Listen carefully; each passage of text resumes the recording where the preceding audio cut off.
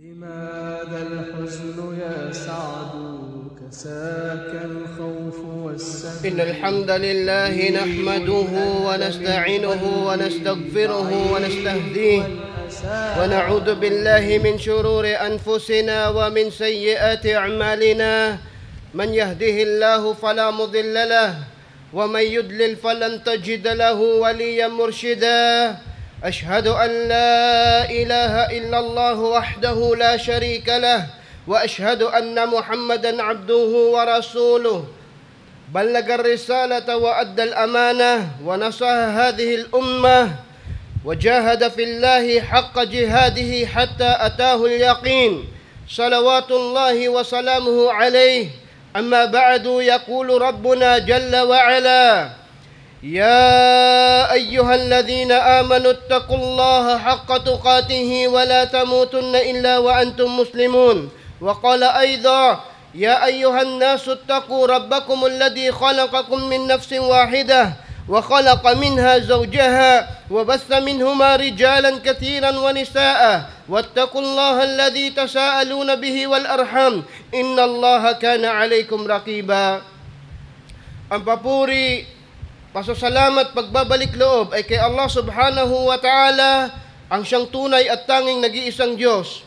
At naway ang kanyang pagpapala, kapayapaan, pagpugay ay mapasa ating mahal na Propeta Muhammad sallallahu alaihi wasallam. Ako'y sumasaksi na walang ibang Diyos na dapat sambahin maliban ang tunay at tanging nag-iisang Diyos na si Allah subhanahu wa ta'ala, ang hari sa araw ng paghuhukom, ang tagapaglikha, ang nagbibiyaya. At ako'y sumasaksi na si Muhammad sallallahu alaihi wasallam ay ang kanyang propeta at huling sugo. Mga kapatid sa Islam, si Allah subhanahu wa ta'ala ay palagian nagpapaalala sa atin sa kanyang wika sa marangal na Quran: o kayong mga mananampalataya, matakot kayo kay Allah subhanahu wa ta'ala, ang siyang tunay at tanging nag-iisang Diyos, at huwag niyong hayaang abutan ng kamatayan ng mga hindi Muslim. Sa isang talata, sinabi pa ni Allah subhanahu wa ta'ala o sangkatauhan, matakot kayo sa inyong Panginoon na naglikha sa inyo mula kay Adan at Hawa o Eva, at mula sa kanila ay nilikha ang mga kalalakihan at kababaihan. Wattaqullah, at kayo ay matakot sa obligasyon na itatanong sa inyo ni Allah subhanahu wa ta'ala sa inyong kamag-anak sa araw na walang pag-aalinlangan. Mga kapatid sa Islam, si Propeta Muhammad sallallahu alaihi wasallam ay nagwika, kanyang sinabi: ittaqullaha haythuma kunt, kayo ay matakot kay Allah subhanahu wa ta'ala san man kayo naroon. Mga kapatid sa Islam, ang pagkakaroon ng takot kay Allah subhanahu wa ta'ala ay kabilang sa pinakamahalagang gawain ng isang alipin upang masamba niya si Allah subhanahu wa ta'ala. Matakot tayo kay Allah subhanahu wa ta'ala, at ayon sa pagpapakahulugan ng ating mga ulama, ito ay sa pamamagitan ng pagsunod ng mga wajibat, ng ating mga tungkulin, responsibilidad o inatang gawain sa atin ni Allah subhanahu wa ta'ala, katulad ng sala, ng pag-aayuno, pagsasadaka, pagiging mabuti sa kapitbahay. Matakot kayo kay Allah subhanahu wa ta'ala sa pamamagitan ng paglayo sa mga haram na ipinagbawal ni Allah subhanahu wa ta'ala mula sa mga pagkain at pag-uugali at iba pang mga gawaing narito sa ating kapaligiran. Matakot kayo kay Allah subhanahu wa ta'ala sa pamamagitan ng pagsunod sa sunnah, kaparaanan, tradisyon ni Propeta Muhammad sallallahu alaihi wasallam, at matakot kayo kay Allah subhanahu wa ta'ala sa pamamagitan ng paglayo sa bid'ah, anumang pagbabago, pagtaliwas sa paraan, sa sunnah, sa tradisyon ni Propeta Muhammad sallallahu alaihi wasallam. Mga kapatid sa Islam, si Allah subhanahu wa ta'ala ay nagwika sa marangal na Quran. Kanyang sinabi: wadhkur fil kitab Maryam idin tabadat min ahliha makanan syarqiyya. At alalahanin mo, Muhammad sallallahu alaihi wasallam, binanggit ni Allah subhanahu wa ta'ala si Maryam alayhassalam nang siya ay inilayo sa kanyang mga tao o sa kanyang mga pamilya doon sa lugar ng silangan. Alalahanin sapagkat ito'y binanggit ni Allah subhanahu wa ta'ala: wadhkur fil kitab fantakhadat min dunihim hijaban faarsalna ilayhim ruhana fatamattala laha basharan sawiyya. Tandaan mo ito at hindi nagkaroon ng harang sa aming sugong ipinadala sa kanya. At ang sugong ito ay nag-anyong tao, at sinasabi ng ating mga ulama, siya ay si Jibril alayhi salam. Qala, inni a'udhu birrahmani mink in kunta taqiya. Nang makatagpo niya si Jibril alayhi salam ni Maryam, winika niya, ako ay nagpapakupkup kay Rahman, ang pinakamaawain, kung ikaw ay natatakot sa kanya. Kung ikaw ay nagtataglay ng takot sa kanya. Qala innama ana rasulu rabbik liahaba laka ghulaman zakiya. Sinabi ni Jibril alayhi salam na siya ay nasa anyong tao, katotohanan na ako ay sugo ng iyong Panginoon. At ako ay nagdadala sa iyo ng balita na ikaw ay magsisilang ng bata na dalisay. Qalat, anna yakunu li gulamun walam yamsasni basharun walam aku baghiya. Sabi ni Maryam alayhi salam, papaanong ako ay mabubuntis samantalang walang nakahawak sa aking tao o lalaki? Subhanallah. Wallahi al-azim, katotohanan na si Maryam ay binigyan ni Allah subhanahu wa ta'ala ng napakataas na karangalan at napakadalisay na babae. At sinabi niya, paano ako ay mabubuntis? Walam yamsasni bashar, walang nakahipo sa akin na lalaki, walam ako bagiya, at hindi ako naging maduming babae. Karangalan na ibinigay ni Allah subhanahu wa ta'ala kay Maryam alayhas salam. Qala kadhalika qala rabbuk huwa alayya hayyin. At sinabi ni Jibril alayhis salam, ganyan ang pagkakasabi ng iyong Panginoon at yun ang magaganap. Qala kadhalika qala rabbuk, ganun ang sinabi ng iyong Panginoon at ako ay kanyang mensahero lamang. Walinaj'alahu ayatan linnas, at ang pangyayaring magaganap, ya Maryam, sayo ay gagawin naming palatandaan sa mga tao. Subhanallah, mga kapatid sa Islam, walang duda na ang kapanganakan ni Isa alayhi salam o ni Jesus Christ ay kabilang sa pinakamalaking pinag-uusapan ng mga tao ngayon sa mundo. Kaya sinabi ni Allah subhanahu wa ta'ala, ang magaganap sa iyo na ibinabalita ko ay gagawin ni Allah subhanahu wa ta'ala na aya. Katulad ng sinabi ni Allah subhanahu wa ta'ala, palatandaan, katulad ng sinabi ni Allah subhanahu wa ta'ala, inna mathala Isa kamathali Adam khalaqahu min turab. Katotohanan, ang katulad ni Isa ay kahalintulad ni Adam na nilikha niya sa lupa. Sapagkat ipinakikita ni Allah subhanahu wa ta'ala na kaya niyang lumikha ng tao mula sa wala. At nilikha niya si Adam ng walang ama at walang ina. At si Allah subhanahu wa ta'ala nagpapatunay na kaya niyang lumikha ng tao nang mula lang sa lalaki. At ito ay si Hawa, si Eva, na nilikha niya mula kay Adam alayhi salam. At ang pangatlo, si Allah subhanahu wa ta'ala ay nagpapakita ng palatandaan na kaya niya lumikha ng tao nang sa pamamagitan lamang ng babae. At yun si Isa alayhi salam. Linaj'alahu aya, upang siya ay magsilbing palatandaan. At ang pang-apat na uri ay tayo, na tayo nilikha ni Allah subhanahu wa ta'ala sa pamamagitan ng babae at lalaki ng ating mga magulang. At katotohanan na hindi mga magulang natin ang naglikha sa atin, at walang duda na yun si Allah subhanahu wa ta'ala Al-Khaliq, ang tunay ng tagapaglikha. Wa rahmatan min, at ang pagkakalikha ni Allah subhanahu wa ta'ala kay Isa alayhi salam ay awa sa sanlibutan. Wa kana amran maqdiyan, at ito ay batas na magaganap na at hinatol na ni Allah subhanahu wa ta'ala. Walang sino man makakapagpabago dito. Fahamalathu fantabatat bihi makanan qasiyan. At si Maryam alayhas salam ay nagbuntis. At sinabi sa tafsir, dinala siya sa malayong lugar. May mga scholar na nagsasabi, ating mga ulama, na ang pagbubuntis ni Maryam ay hindi katulad sa pagbubuntis ng ibang mga kababaihan.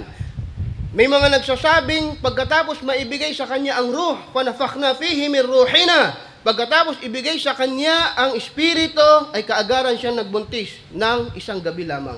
Wallahu ta'ala a'lam bisawab. Sapagkat ang pagdadalang tao ni Maryam ay hindi katulad ng pagdadalang tao ng ordinaryong mga babae. Faja'ahal makhadhu ila jid'in nakhla, at dumating sa kanya ang hirap ng pagpanganganak. Bijid'in nakhla, qalat ya laytani mittu qabla hadha. At katulad ng nalalaman natin na ang babae ay dumadaan sa napakatinding paghihirap sa tuwing sila ay nanganganak. Bijid'in nakhla, at sinabi ni Maryam sa sobrang hirap na pinagdadaanan niya, ya laytani mittu qabla hadha. Ginusto ko na sana'y namatay na lang ako. Subalit sa mga babasa ng mga talata na ito, baka isipin natin na si Maryam ay hindi nalulugod sa hatol ni Allah subhanahu wa ta'ala. Hindi. Ang sinasabing sana namatay na lang siya ay sa hirap ng pinagdadaanan niya at hindi sa hatol na ibinigay sa kanya ni Allah subhanahu wa ta'ala na magdadaan siya sa hirap na yon. At wa kuntu nasiyan mansiya. At sa mga sandaling yon ay nawala na ang aking katinuan. Ibig sabihin, nakakalimot siya ng maraming bagay at siya ay naglaho na sa kanyang kinaroroonan. Isang salita na kita kung gaano ang hirap na pinagdaanan ni Maryam alayhis salam. Sa isang tagpo, sa tafsir, bijid'in nakhla, siya ay nasa kahirapan ng panganganak at inutusan siya ni Allah subhanahu wa ta'ala na lumapit sa puno ng tamar, sapagkat siya ay dumadanas ng gutom. At mga kapatid sa Islam, sinasabi ng ating mga ulama, hindi kayang pabagsakin ang tamar mula sa puno kung ito ay aalugin mo lang sa baba. Kahit na isa ka pang malakas na lalaki na walang kapansanan. Subalit si Maryam, sa sandaling yon, siya ay nanghihina sa panganganak. Pero inutusan siya ni Allah subhanahu wa ta'ala na alugin ang puno ng tamar at doon babagsak ang bunga. Pero subhanallah, hindi sa kanyang kapangyarihan babagsak ang bunga. Kaya napakaganda ng mga payo ng ating mga ulama. Kung gusto mo na makamit mo ang biyaya ni Allah subhanahu wa ta'ala, dapat meron kang gawin. Totoo, si Allah subhanahu wa ta'ala ang nagbibigay ng biyaya, pero maraming mga tao basta na lang umaasa sa biyaya ni Allah subhanahu wa ta'ala at hindi na nila ginagawa yung dahilan. Yung sabab, yung dahilan kung paano darating sa kanila yung biyaya. Wa'iyadan billah, at naway makakuha tayo ng aral mula sa napakagandang tagpo na yun na sinabi ni Allah subhanahu wa ta'ala. Fanadaha min tahtiha an la tahzani, kad ja'ala rabbuka tahtaki sariya. At may tumawag na tinig kay Maryam alayhis salam na huwag siyang malungkot. Kad ja'ala rabbuka tahtaki sariya. Sinabi ni Allah subhanahu wa ta'ala na merong tumawag sa kanyang tinig na huwag kang malungkot. Sapagkat sa iyong baba, kad ja'ala rabbuka tahtaki sariya, ay merong magpapagaang ng iyong kalooban. At sa tafsir, kabilang nun ay may dadaloy na batis upang doon ka ay makainom. Merong sinasabi ng ating mga ulama na dalawang opinyon, na si Allah subhanahu wa ta'ala ang bumulong kay Maryam alayhis salam upang siya ay mapanatag, o di kaya si Isa alayhis salam, habang nasa loob siya ng sinapupunan ng kanyang ina, ay kinausap niya ang kanyang nanay. At sinabing, la tahzani, huwag kayo kang malungkot, sapagkat tunay na hindi tayo pababayaan ng ating Panginoon. Ano si Allah subhanahu wa ta'ala? Wa huzza ilayka bijid'in nakhla, tusakitu alayka rutaban. Sinabi ni Allah subhanahu wa ta'ala, alugin mo ang puno ng tamar at sayo ay babagsak ang rutab na tamar. Ang tamar na sariwa na gagamitin mo upang magkaroon ka ng lakas sa iyong panganganak. Fakuli, washrabi, at mula dun sa batis na yon, sa bunga na yon, ikaw ay kumain, ikaw ay uminom, wakarri aynan, at mapanatag ka. Mapanatag ka, Maryam. Subhanallah. Kung babalikan natin yung mga unang talata sa banal na Quran, si Maryam alayhis salam ay sumasamba kay Allah subhanahu wa ta'ala ng mataimtim palagi. Siya ay palasamba kay Allah subhanahu wa ta'ala. Pagsambang hindi katulad na ginagawa natin. At dumating sa kanya ang malaika, ang anghel, at sinabing siya ay magbubuntis. Walam yamsas ni bashar, at sinabi niya, wala naman ika sa aking nakahipo na lalaki at hindi ako maduming babae, paano kung mabubuntis o magkakaanak? hanggang sa dumanas siya ng hirap, dinala siya sa malayong lugar, malayo sa kanyang pamilya, malayo sa kanyang tao, at dumating yung sakit ng panganganak, at ngayon sinasabi ni Allah subhanahu wa ta'ala, kuli washrabi, kumain ka at uminom ka, wa qarri aynan, at mapanatag ka. At mapanatag ka. Fa imma tarayanna min al-bashar ahadan, fakuli inni nadartu lirrahmani sawman. At kung sakaling may mga tao na darating sa iyo at tatanungin ka at kakausapin ka, sabihin mo ikaw ay may panata kay Allah sa Kanya na ikaw ay mag-aayuno. At ang tinutukoy dito ang pag-aayuno ay hindi katulad ng pag-aayuno natin na pagpigil sa pagkain. Ang pag-aayuno na tinutukoy dito, pag-aayunong hindi pagsasalita. Wallahi lalim, isang uri ng pagpapasting ay yung hindi ka magsalita dahil sa dinami-dami ng lumalabas na salita sa bibig ng tao, karamihan dito ay magiging dahilan ng parusa sa kanya sa araw ng paghuhukom.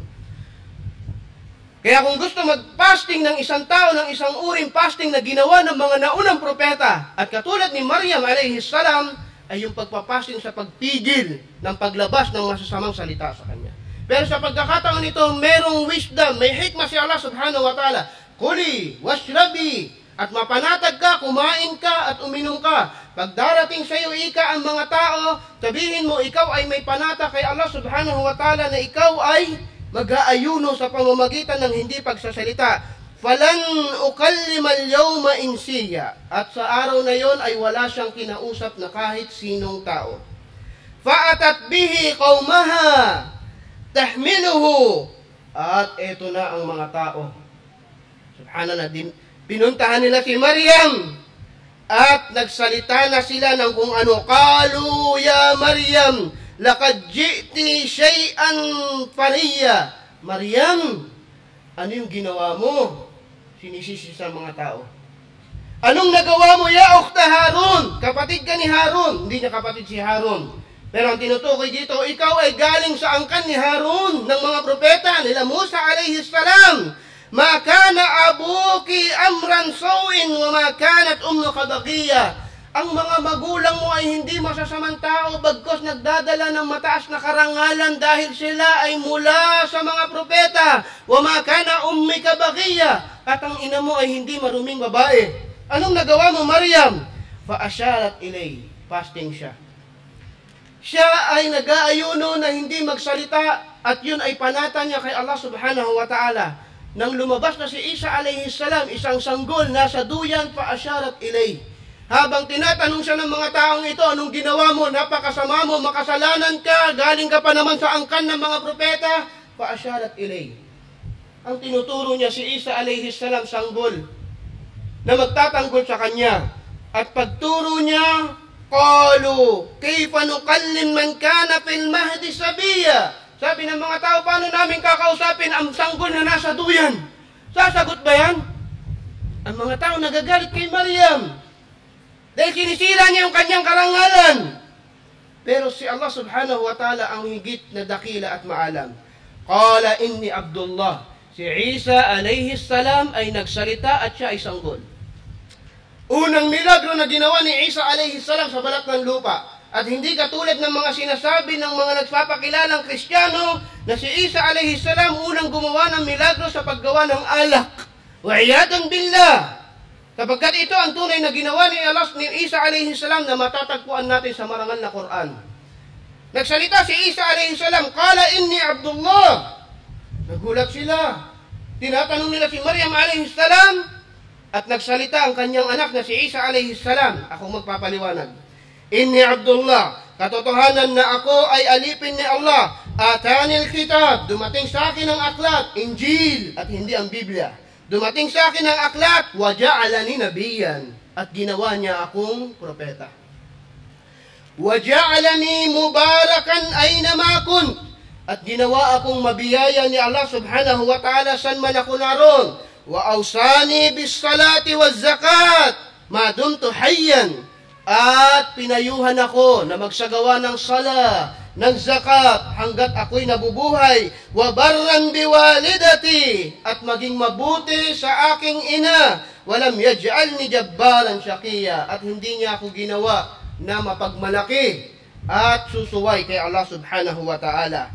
Wassalamu alayya yawma wulidtu, at kapayapaan sa akin sa araw na ako'y sinilang, sa araw na ako'y mamamatay, at sa araw na ako'y muling bubuhayin.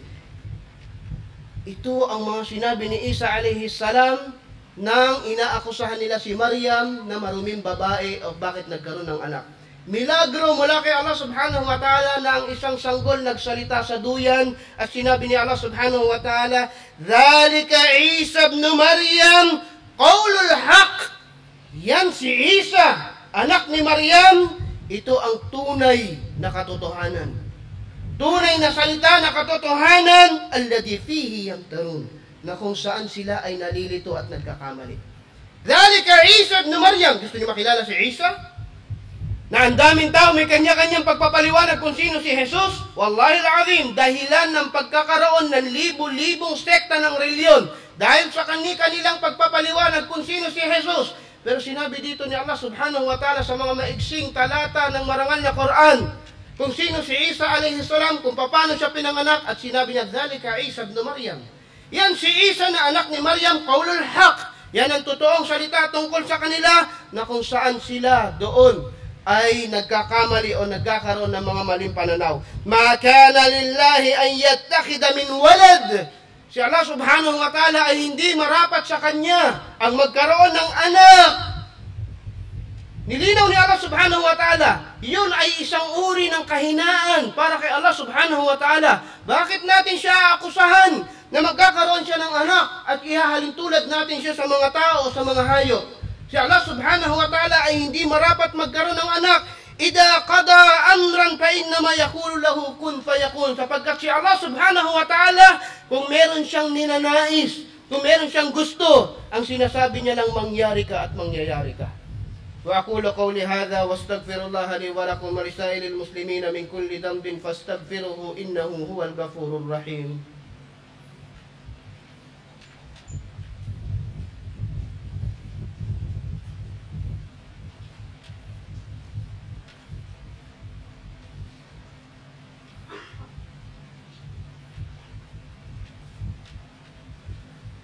الحمد لله الذي أمرنا بإتباع الرسول ومعرفة الهدى بدليله ثم أشهد أن لا إله إلا الله وحده لا شريك له وأشهد أن محمدا عبده ورسوله صلى الله عليه وعلى آله ومن تبعهم بإحسان إلى يوم الدين. Mga kapatid sa Islam, sa mga naunang aya na sinabi ni Allah subhanahu wa ta'ala patungkol kay Isa alayhi salam, ay nilinaw ni Allah subhanahu wa ta'ala ang tungkol sa kapanganakan ng dakilang sugo at propeta na si Isa ibn Maryam o si Jesus, na ngayon ang maraming tao ay ginagawa siyang Diyos. Ito ay naging kalituhan sa napakarami at pagkaligaw ng mga maraming tao na ginawa siyang anak ng Diyos o sinamba si Isa alayhi salam. Ito, mga kapatid sa Islam, ang malinaw na gabay mula kay Allah subhanahu wa ta'ala na marapat maintindihan ng mga kamusliman ngayon. Mga kapatid sa Islam, tayo ay papasok sa pagdiriwang ng mga hindi Muslim patungkol sa araw ng kapanganakan ni Isa alayhi salam, at maraming mga Muslim ang nagkakamali sa okasyon na ito. Nalilito kung sila ba ay pwedeng makihalubilo sa Pasko. Nalilito kung sila ba ay pwedeng samantalahin magnegosyo sa Pasko. Nalilito sila ba ay pwedeng tumanggap o magbigay ng regalo para sa Pasko. Nalilito kung pwede bang bumati ng maligayang Pasko o Merry Christmas o sumagot, makisama sa pagdiriwang, sa kainan at ano pa mang mga bagay, pati paglalagay ng mga dekorasyon. Mga Muslim na nag-aalinlangan, ano bang dapat na gagawin natin sa Pasko? Sapagkat hindi maiwasan, sinasabi nila, dahil tayo ay mga nakatira sa lugar na kung saan mas marami ang mga hindi Muslim. Mga kapatid sa Islam, pakinggan natin ang isang talata sa banal na Quran. Subhanallah. Sa kabila ng pinaliwanag ni Allah subhanahu wa ta'ala ang tungkol sa panganakan ni Isa alayhi salam, sa darating nilang okasyon.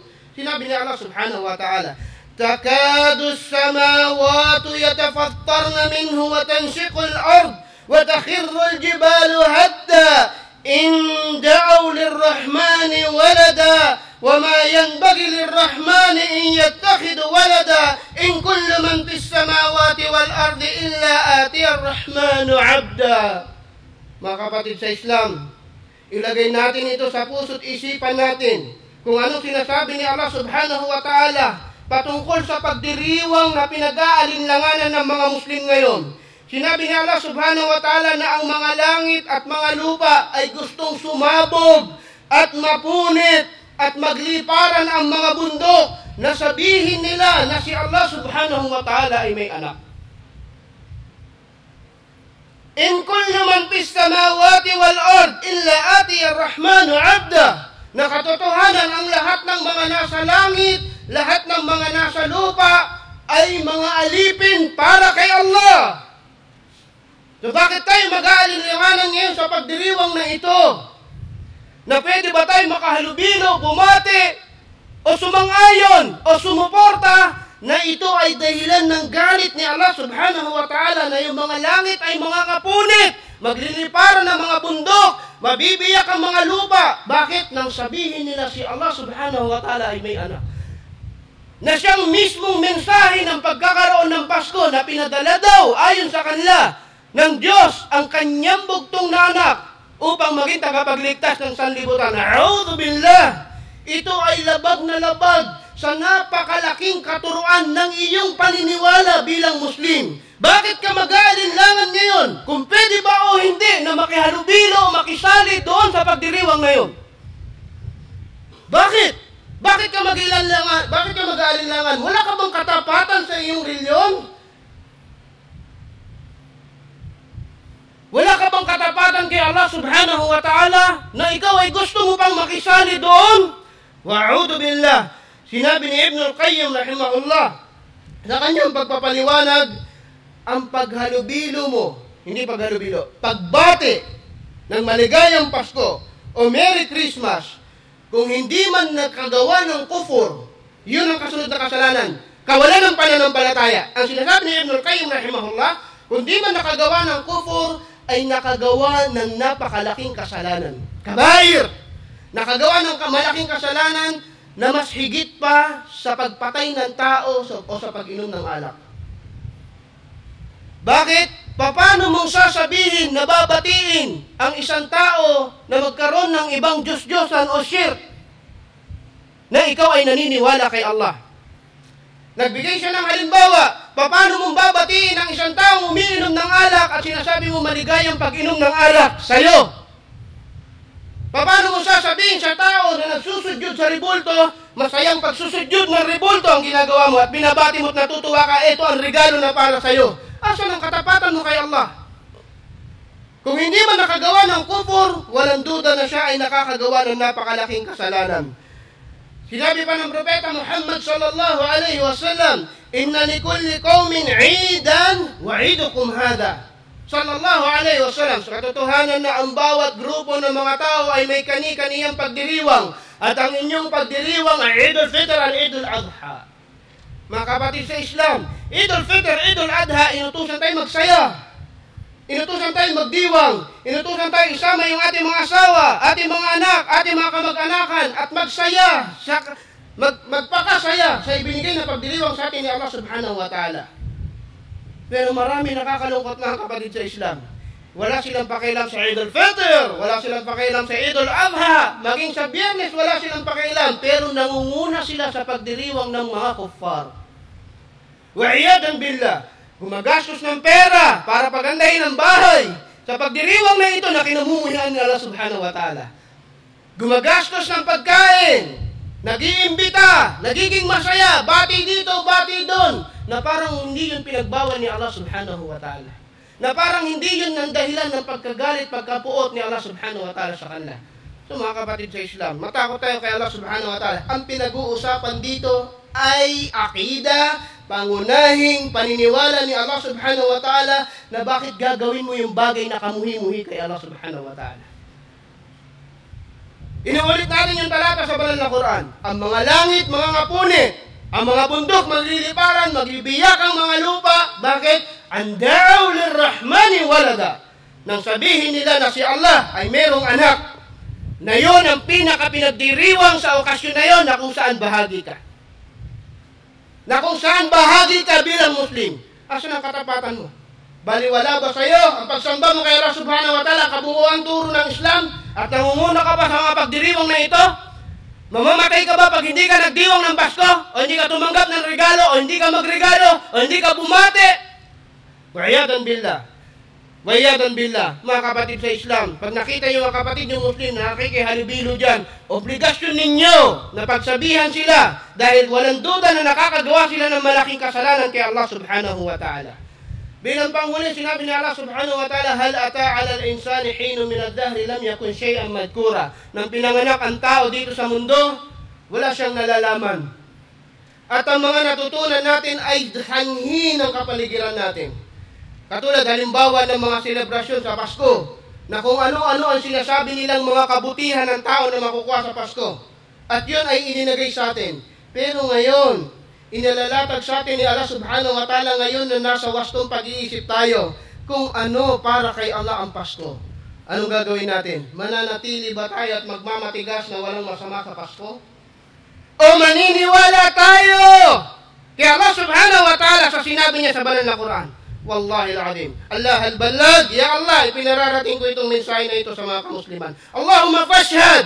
Ya Allah, ikaw ay saksi na naririnig ito ng mga kamusliman na kung sila ay gagawa pa pagkatapos ng mga palatandaan na ito na mula sa iyo, Ya Allah, tunay na nagawa namin mga Muslim ang aming responsibilidad na pagpaparating sa kanila ng pagbabanta. ألا تصلوا على نبيكم فإن الله أمركم بذلك حيث قال إن الله وملائكته يصلون على النبي يا أيها الذين آمنوا صلوا عليه وسلموا تسليما اللهم صل على محمد وعلى آل محمد كما صليت على إبراهيم وعلى آل إبراهيم إنك حميد مجيد اللهم إنا نسألك الهدى والتقى والعفافة والغنى اللهم إنا نسألك الهدى والسهد قريب أنت من قلبي بعيد والأسى